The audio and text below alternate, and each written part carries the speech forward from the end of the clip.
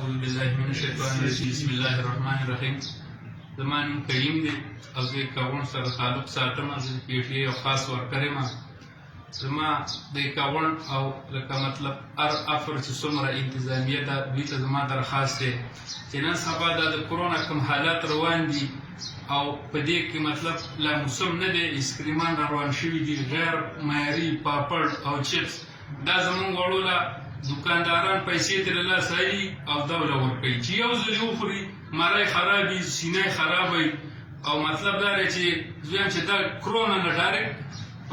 دعوت ورکول دي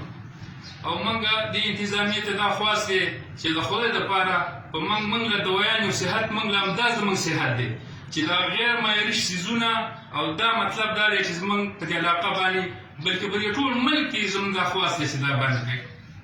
دا د بیمارو او دا د ټول مسلو یو غټه جګړه ده دا سند نه دی او نه دې باندې زموږ ملک ترقي کوي زموږ